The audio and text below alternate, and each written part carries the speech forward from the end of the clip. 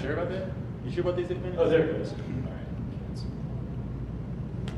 So I'm going to talk about C# Metasploit payloads. Basically taking, using Metasploit MSF payload to generate x86 shellcode that's going to be run from managed code. And because you can use things like Mono on Linux, Mono comes pre-installed on like most modern Linux installations now, Ubuntu, Fedora, SUSE, things like that. All modern Windows have the .NET framework installed too. So you can run these executables that you compile with that are .NET executables on Linux or Windows with no issue. And so just a really, really high overview of what it does is I added support to MSF payload to generate C# buffers. Let's see. Oh, I need to, sorry.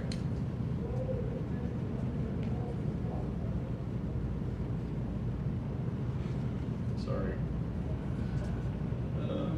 So basically, you can use MSF payload, and then you specify, it's kind of hard to read, but you use the letter H instead of like, so C would generate a C buffer for a C shellcode. I think P does Python and things like that. So you use H. H was the only thing we could think of that was in C# that wasn't in all the other ones to denote that it's going to be a C# payload. And so it spits out a buffer like that, and all of those bytes right there are the x86 shellcode that you're going to want to do. So that's a Windows executable, or Windows x86 shellcode to execute help.exe. And what I did was, I've got this C# program right here that basically I've defined. I go to the, so does anyone not know what C# is? They don't know what .NET is, managed code. So basically managed code is kind of like a Java bytecode. It runs in a virtual machine, which is the .NET framework or the Mono virtual machine. And so it's cross-platform. It's not reliant on the architecture that you're running it on. And so basically what I do here is I've got a program that it will check the OS version to see what OS you're running. If it's Windows, I do all this stuff down here. There's this type that you have available to you have a lot of ways to interact with native code from C#. So at the very bottom of this class right here, I'm actually defining a bunch of methods that are that interface with native libraries. So see, I'm importing some functions from libc. So mprotect, postfixmemline, free. From kernel 32, I'm getting virtual alloc so that I can allocate memory that's going to be rewritable and executable. And then I declare these delegates, which are in C#. They're kind of like function pointers in C++, so you can dynamically assign them to functions that are going to be called again. And so you can specify the calling convention. So you'll see the Linux one, you're going to be calling the function pointer as cdecl. The Windows one is going to be standard call or WinAPI, the WinAPI calling convention. And so basically what I'm going to do is I'm going to do this essentially the way you would do it in a C program. You allocate the memory, you fill the memory buffer with the shellcode, and then you execute the shellcode. And both of these ways, the Linux one is obviously more complicated. Windows it's like 3 lines. That's the 3 lines right there. You allocate it, copy it over. But basically, what you do is you have to figure out what operating system you're going to be running the shellcode on. That's how you get the environment.os version. I use the int pointer size to figure out if I'm on x86 or x64. So if it's an x86 machine, the int pointer size is 4. The int pointer size on x86 is 8.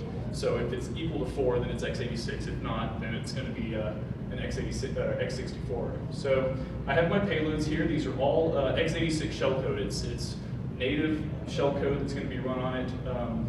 I don't have a Windows virtual machine, so I'm not going to show you running on Windows. But I mean, the Windows one is super easy. You use virtual allocate to allocate a memory buffer the size of the payload. You use you can specify the modes. So at the very end, you see I've got an int pointer of OX40, which is read, write, execute page. It's a rewritable executable page. Right underneath it, I copy my payload into the memory buffer itself, and then I use the get delegate for function pointer method that's available in the system.interop services namespace to get a function pointer that I assign to the delegate, which I declared at the very bottom, which I just showed you. And then I just call the method. And that basically takes it, it calls it as an unmanaged function pointer, and your shellcode gets run. Can you go back to line 64 right at the end of the screen? I scrolled off. That one? Yeah. Can you go back to the end of it?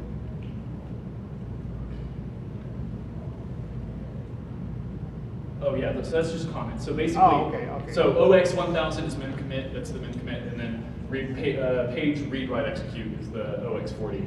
So if you keep going down, so basically I'm detecting what my architecture is, it's deciding which shellcode I'm going to run. All of this shellcode that I used was generated with MSF payload.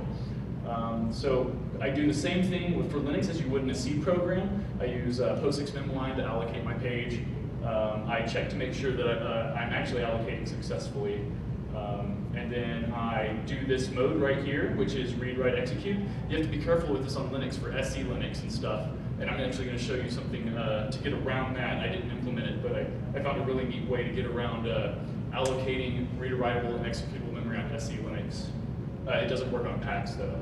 So basically, I use POSIX memline to get to allocate my memory. I use mprotect to change it to read, writable, and executable. I finally use, I copy my payload in there. I use the same Marshall.get delegate function pointer method that I use on the Windows one, and I call it. And if I run it, you'll see, oh, that sucks. Let's build it again. Oh, what the hell? This just worked, I just ran it. I don't know what that's doing. Let's try this. Basically, the command that I'm trying to, that the shellcode is running is who am I. So it should print out my username. Split payload. Can't read it.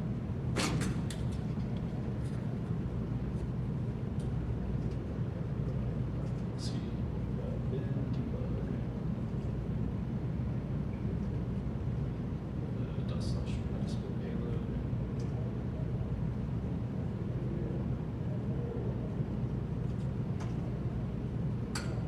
Why is that doing that?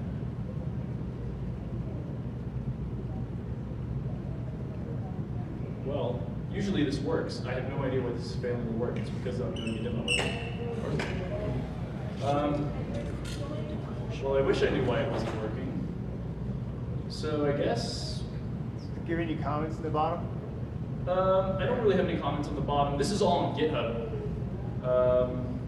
There's no real, I mean, this is just the declarations for the methods that I'm going to be using for play on managed code.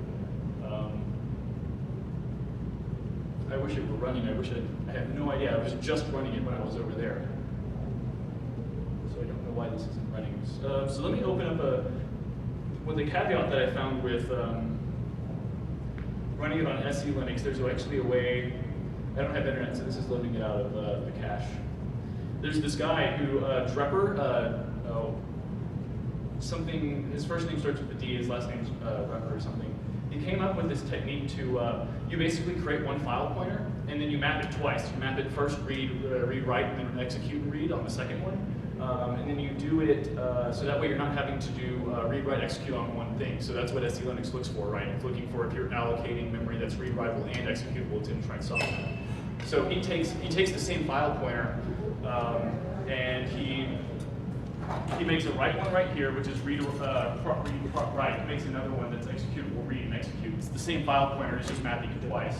And then he writes the stuff using one file pointer and then executes it using the other file pointer. And he actually gets around executing shellcode on SE Linux by using this technique. And this is, you can Google Drepper SE Linux and this page will come up.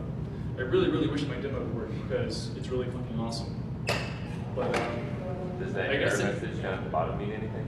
No, so it says cannot open assembly because it's not a valid SIL. Let me try. I'm going to try rebuilding, cleaning it and rebuilding it. Maybe for some reason it got fucked up. Yeah, there it goes. Okay, so that's my username. So the shellcode that's running is just Linux x86 exec who am I /user/bin who am I. And that was the x86, probably the 64-bit one. Yeah, so it's this one right here. And